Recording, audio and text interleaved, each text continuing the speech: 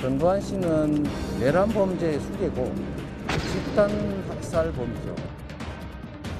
윤석열 후보에 와서 문제를 지나쳤습니다. 존경하는 분을 밝히기 어려웠지 않겠어요? 제 발언은 오공정권을 옹호하거나 찬양한 것은 결코 아닙니다.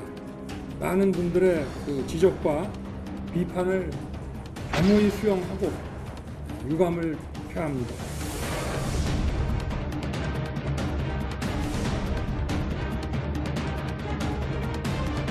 이런 식의 국민을 조롱하는 행위를 해서는 정말 안 된다고 생각합니다. 이분은 정신 세척부터 하지 않으면 더 이상 광주 출입은 어려울 것 같습니다.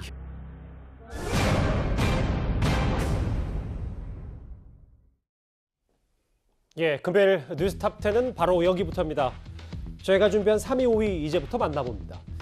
이재명 후보 이번 주에 인사청문회처럼 진행이 됐던 국정감사를 마쳤습니다.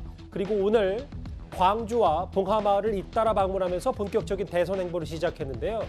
그런데 이재명 후보는 광주 5.18 민주무지의 묘지에 가자마자 윤석열 전 총장을 직접 공격했습니다. 관련 영상 바로 만나보겠습니다.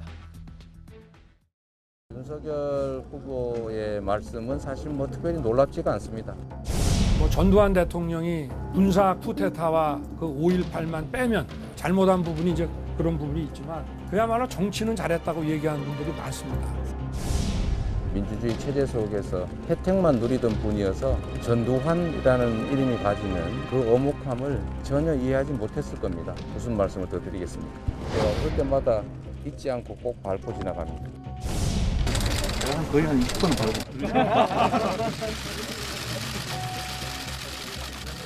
윤석열 후보에 와서 문제를 지나쳤습니다.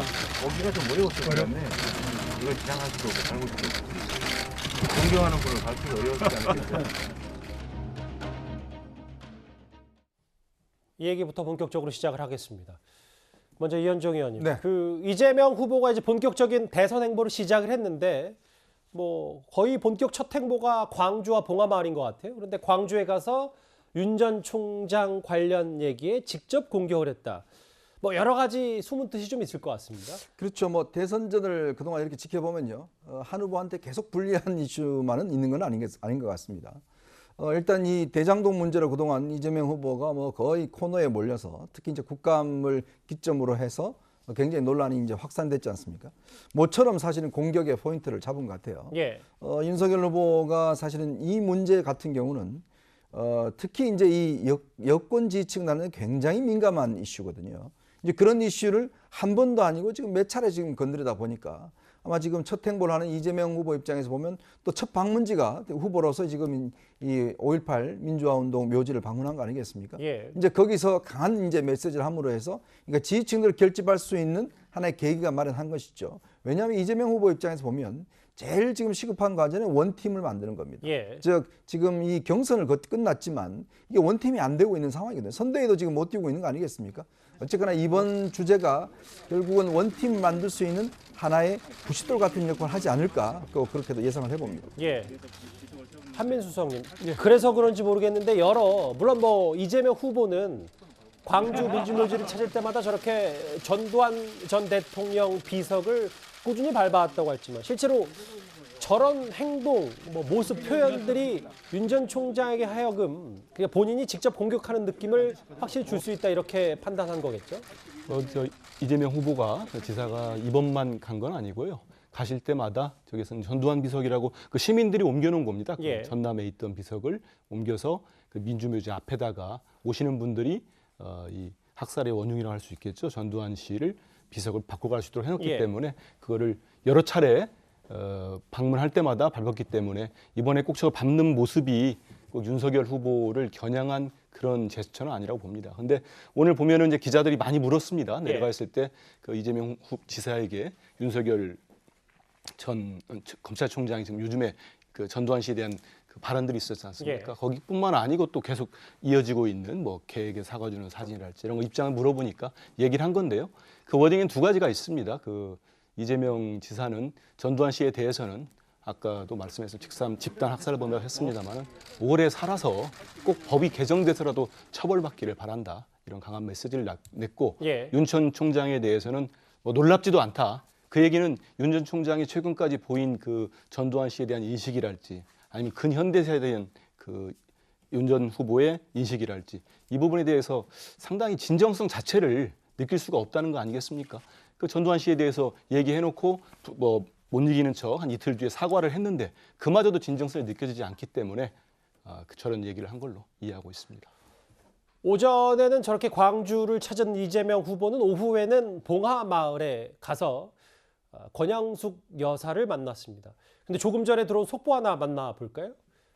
이재명 후보가 25일, 그러니까 다음 주 월요일에 경기도 지사직을 사퇴하겠다 이렇게 밝혔습니다. 속보가 하나인가요? 예, 하나입니다. 이재명 후보가 다음 주 월요일 25일에 경기도지사직에서 물러나겠다. 이제 본격적인 집권 여당의 대선 후보로서 이제 준비를 하겠다 뭐 이런 뜻일 텐데요. 혹시 한민수 수석님께 이 질문을 드리는 게 나을 것 같은데 25일에 그럼 공식 기자회견을 열어서 경기도지사직을 사퇴하는 여러 가지 변 혹은 앞으로 출마 이런 기자회견까지 동시에 여는 겁니까? 예, 기자회견이 있을 겁니다. 예. 예정이고요. 제가 공교롭게 나왔는데 물어보시니까 확인 안 할 수도 없고요. 예. 그 원래 지난 10일이었죠. 그 이재명 도지사가 집권 민주당의 대선 후보로 확정된 날이요.